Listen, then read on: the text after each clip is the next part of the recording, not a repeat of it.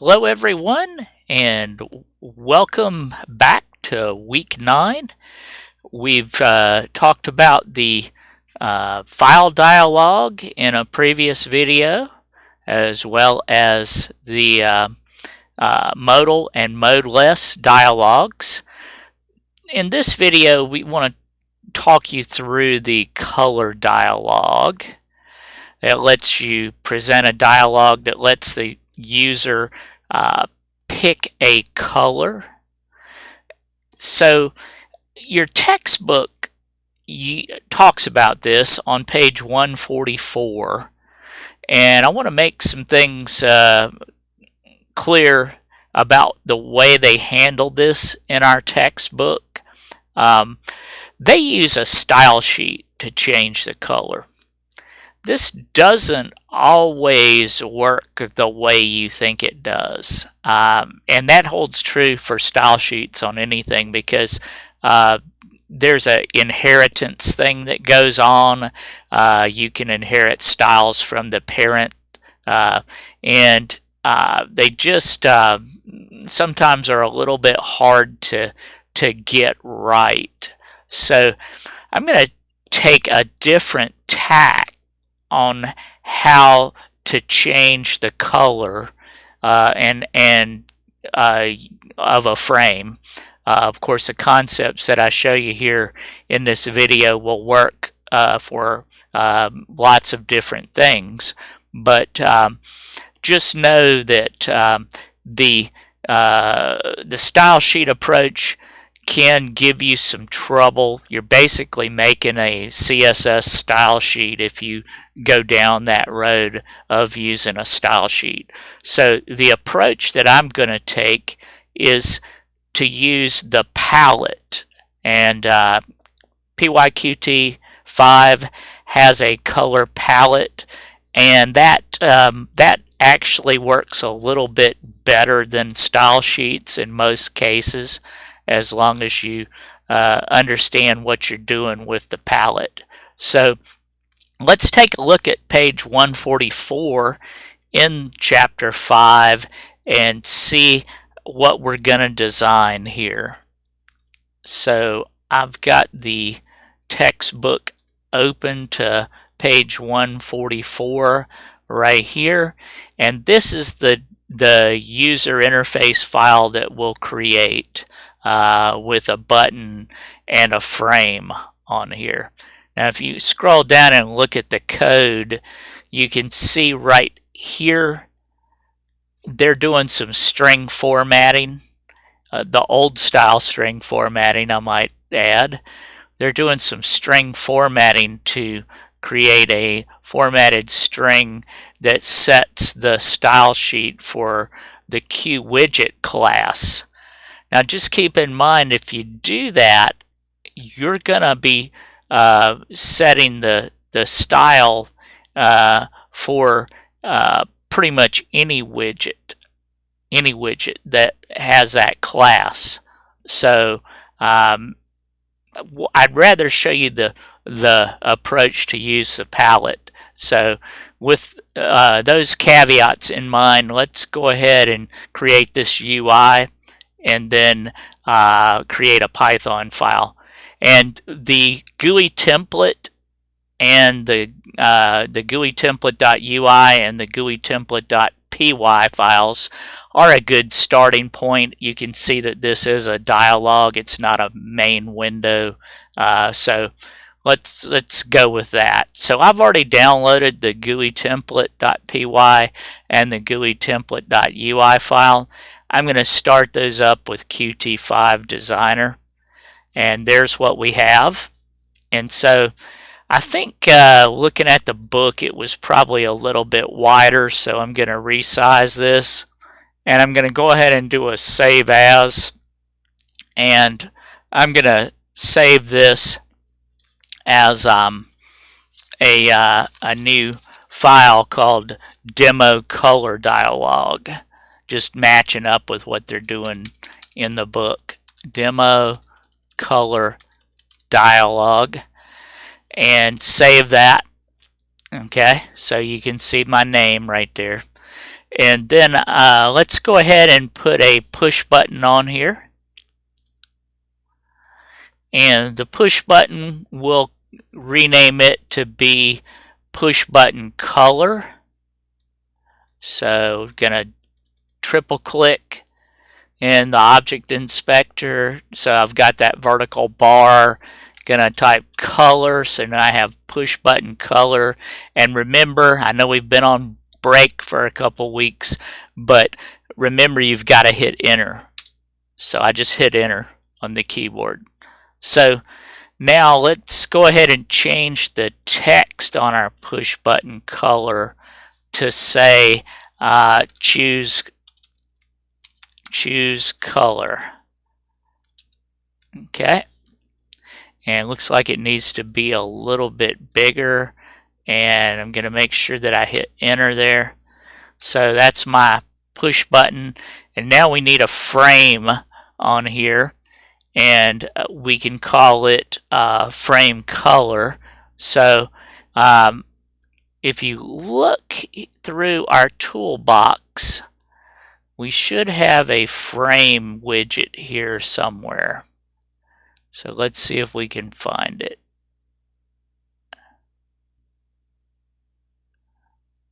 There it is right there in the containers. So I'll drag my frame object over there, make it a little bit bigger where it's real plain. So you can see it's named frame right now. I'm gonna triple click on that.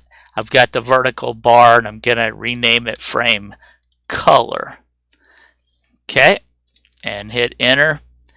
Now we could have used about anything for this if we're applying a palette to it especially. But just, you know, designing something that looks pretty close to what the book has going on, and you know, we could set some of the properties on the Q frame. You notice right now it says frame shadow raised. We could make it sunken, and we could change it to a wind panel, and so that makes it stand out a little bit more where we can see it when we're in Designer. So set those properties. They didn't actually do that in the book, but gonna go ahead and do that here. And at this point I'm pretty happy with this, so I'm gonna go ahead and save it. And so we've got frame color and we've got push button color. We'll need to do some things with those. So now I'm going to open up my GUI template and change the load UI to use the demo ColorDialog. So I'm going to open it up with Tawny here. And first thing, I'm going to go ahead and just save it so that I've got something out there. So ColorDialog, let me make sure I get in the right year here. So a little bit of difference there if you are noticing Linux. So I'm in 2020 spring, module 5 and ColorDialog lecture. And so right here I'm going to rename or save this as demo ColorDialog.py. Okay, we can go ahead and change our comments up here. Demo ColorDialog. In a previous video, you remember I told you that while Windows doesn't enforce upper and lower case, every other operating system does. So if you have a capital C and a capital D, it's always good to go ahead and make this exactly match what you named your UI file, demo ColorDialog. Okay, so we've got that done. We can save it and we can run this right now just to make sure that everything is coming up, and it is. Remember, we don't have anything hooked to push button color yet, so the only thing that's really active active here is the exit button. Okay, so now let's go ahead and construct this program where we can do some things. So we will need to add another import here because we're using the ColorDialog. So after Q application, I'm going to add QColorDialog so that we've got that. Okay, and we're also going to need a couple other imports here so that we can have our color object and our palette object.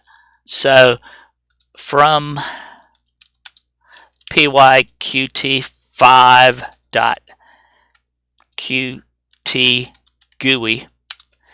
Now this is the library that has a lot of the GUI classes in it. So that's always the hard part of writing these applications, is getting the imports right for the objects that you're using or the classes that you're using. So QColor and also QPalette is what we're going to use. Now your textbook, remember, doesn't use the palette. I always have trouble spelling palette for some reason. Okay, so we've got those additional imports here and here added. So now we can create some things here in our constructor. So in the constructor, let's go ahead and set the palette up. So PAL equals self.ui.frameColor. Remember that? That's the frame that we defined. And palette. Okay. So what this is doing is we're getting whatever the initial color is on that frame right now. If it, whatever color it is, we're saving that along with all the other palette settings for that frame into a variable called PAL. So that gets the widget's current color palette. Okay, so now that we've done that, we can go ahead and set the color if we want to. Now, if you recall, when we were doing this with Qt Designer, and here's Qt Designer, we don't have a color set on it right now. So why don't we go ahead and make a color and then we can set it. Okay, and so we can do that right here. Color equals. Now a color is actually a tuple with 3 things in it. So color equals QColor. Remember, we imported QColor up here. So we've got that class that we can construct. And if we wanted it to be black, 0, 0, 0, that's an RGB value for black. So create a color. Let's make it a comment. Create a color for setting in the palette. Okay, so now that we've got that, we can actually set the background color of our palette that we just retrieved here. We can set it to black. So PAL.setColor, that's our method to go ahead and set a color. Now you have to tell it what role you want to set. And so self.ui.frame color dot background role. Okay, this is where we tell it what we're setting for in that palette. There are a lot of things that are in that palette already. There's a foreground color, a background color, and so on. So we're telling it we want to set the background color, and it's done with the background role. And then we have the comma, and we created a black color right here, so that's what we're going to set right here. Okay, so now that palette has that color set. Okay, now we need to actually apply that to our frame. So, and we'll do that next. So self.ui.frame color dot set palette. So this is where we think about the logic here for a second. We got the palette from the frame. Okay, we created a color, we set the background color in the palette that we retrieved from the frame, and now we've set the frames palette back to that.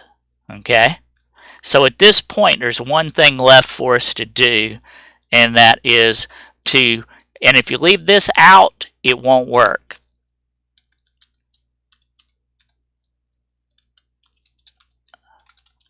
Frame color dot set auto fill background. If you leave this out, it doesn't work. Not work. There we go. Okay, and here we're applying the apply the palette to the frame color widget. Now this, if you'll notice, the code that was in the textbook was setting a style for every Q widget on the whole dialog. Here we're specifically targeting one thing and one thing only. So I hope you can see this is a lot more granular than what we had going on with the textbook example. So I'm going to save this and let's try it. Since we've set that color here, we should see that frame has a black background now if I didn't typo something. So I'm kind of checking my work here before I go with it. Everything looks good, so let's try it. And guess what color our frame is now? Black. Okay, just like we wanted. So we'll go ahead and continue on here. We've got the push button that we need to connect, just like the exit push button was connected. We need to connect the push button, I think it's push button color, but let me check. Push button color. Yep. So we need to connect that up. self.ui.pushButton color.clicked.connect, and then and we can, make it whatever method name we want to do here. How about we call it, I think the textbook used display color, but that doesn't make a whole lot of sense to me. I think I'd like to say something like set color or something. Let's see if I can type here. Set color. Okay, so why don't we connect it up to that? So, okay, so we've got that connection made now. Let's go in here and def set color self, and we can write some code here to make this dialog show up, and let somebody change the color on the frame. So before we start, the example in your book doesn't really do this, but I like to have the initial color set because there's actually a property on the dialog, the color dialog, where it will have the initial color picked so that there's something picked, and if the person cancels, then no big deal, but at least you know what the initial color was. So this is a little bit of code here, and again, they don't do this in your book, and it didn't work right in the book either. So init ial initial init ial initial color is what we'll call the variable. Okay, so we're going to need to retrieve that color from the palette. So self.ui.frameColor.palette. That's our palette, and we want to get the color that's set in the Q palette.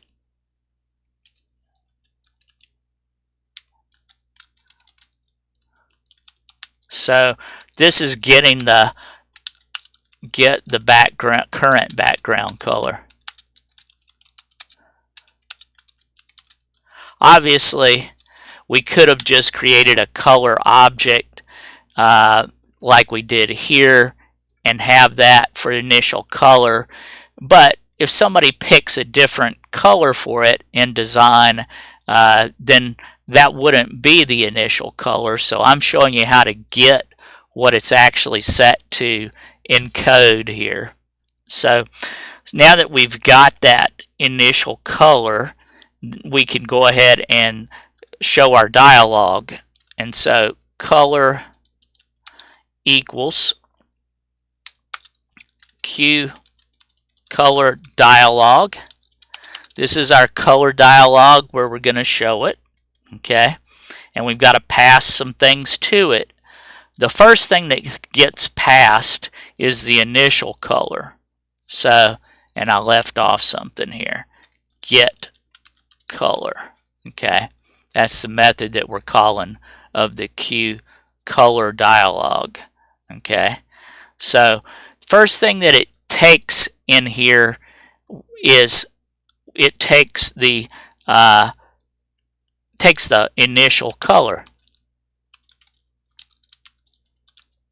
Okay. Next thing is the reference to self, and then the next thing is the title that you want to show.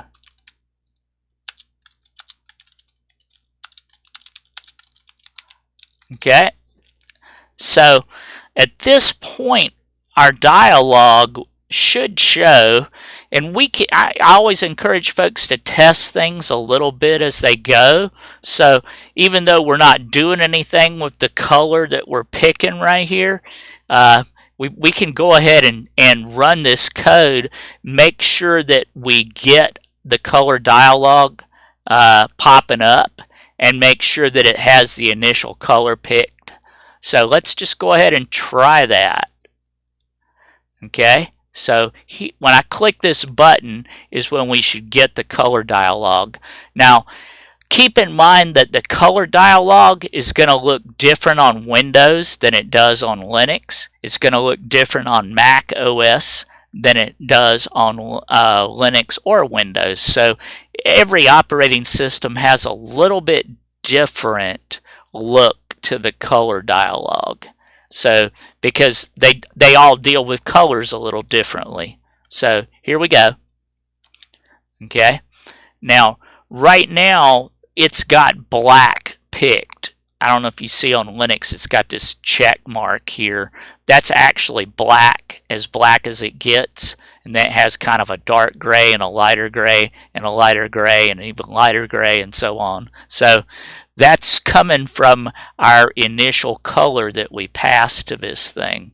So I can cancel out, and we now see that everything up to this point is doing just what it's supposed to do.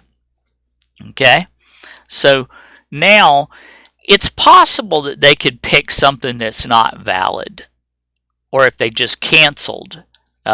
So if color.is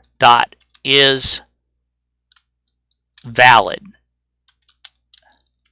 so our color object actually has a method called isValid, and if it's not a valid color, then this code wouldn't get run. And if you think about it, we don't want to set the color of our frame to something that's not valid.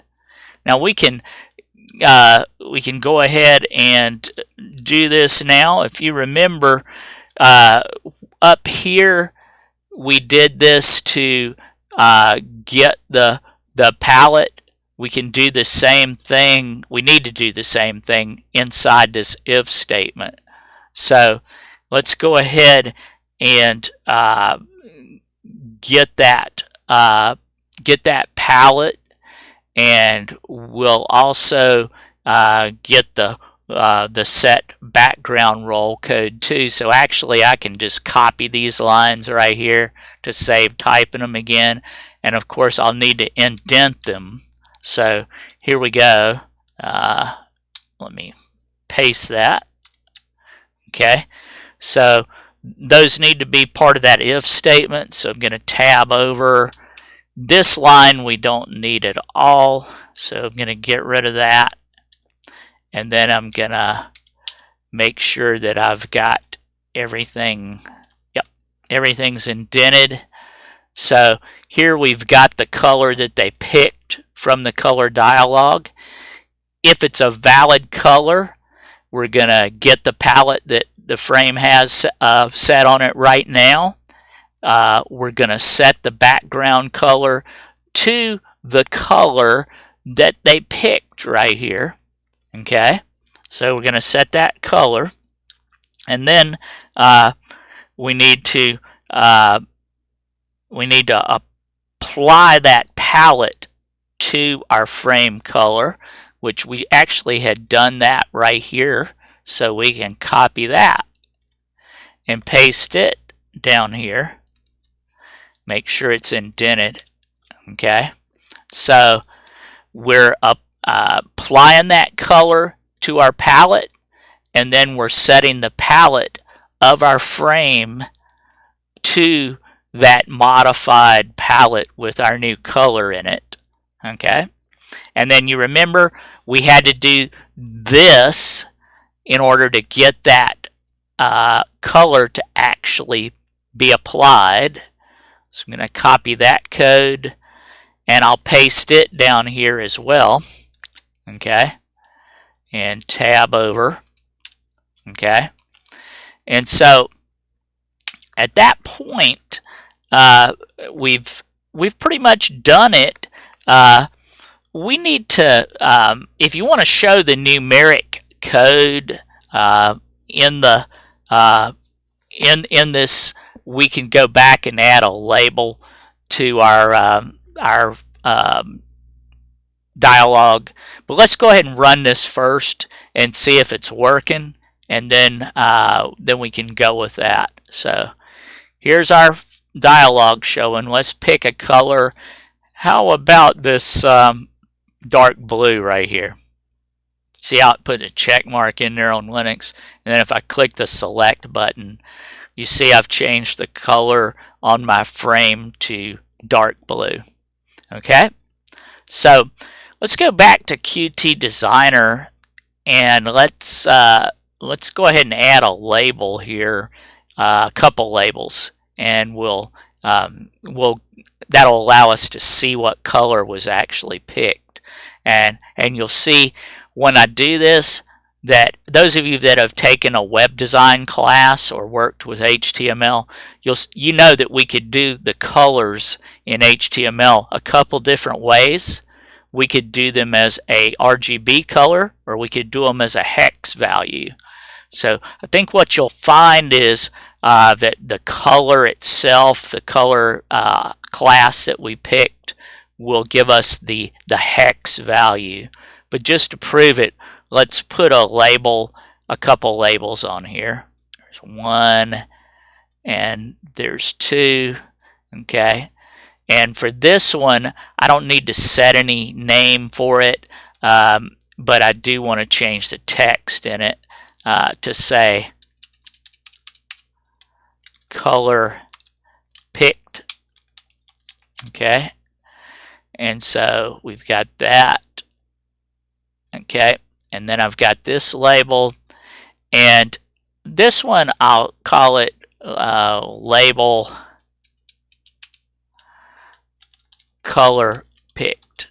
Okay, so I've got label color picked, and we can go ahead and I like to set the frame shape to win panel and go ahead and make it the sunken so that we know that label's there, because they can be hard to see if you don't do that on a form.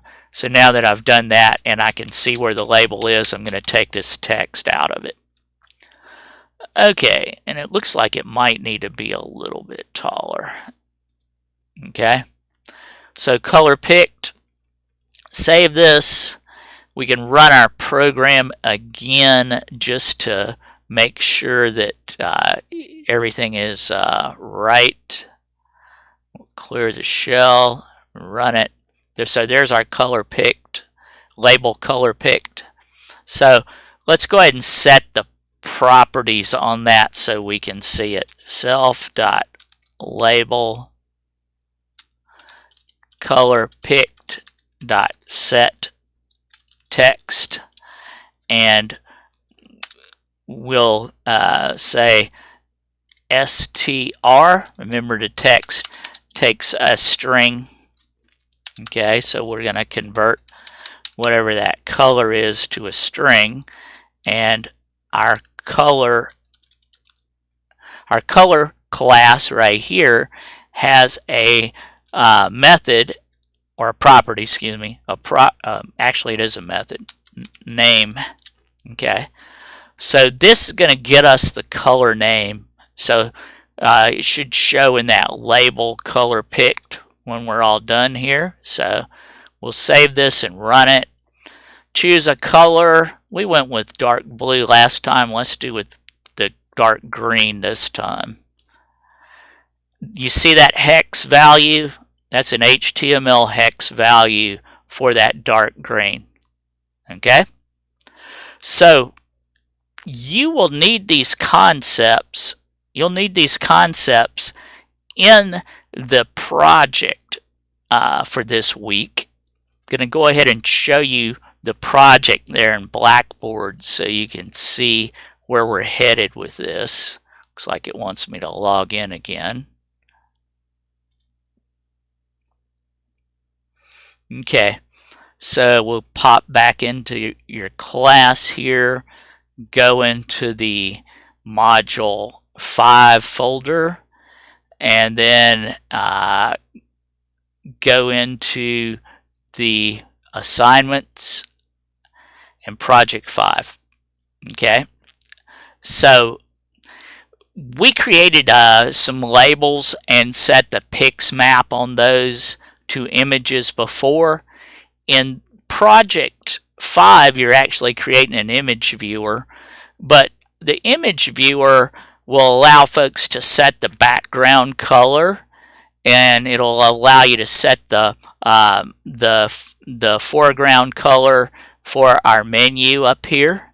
So if you'll notice right here, it's talking about using the foreground role of the menu bar.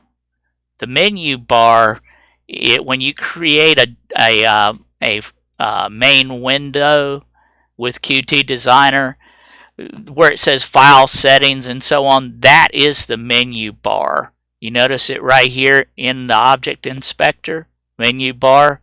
So you'll be doing is actually giving you the code right here to do it. So you've got to use the get color to come up with the color and then set that foreground role. Instead of background, they're wanting you to set foreground role to the color that they picked. So almost identical to what we were doing here for the method to set the foreground color. There's another button there on the menu to set the background color, and so it gives you the code to do that right here.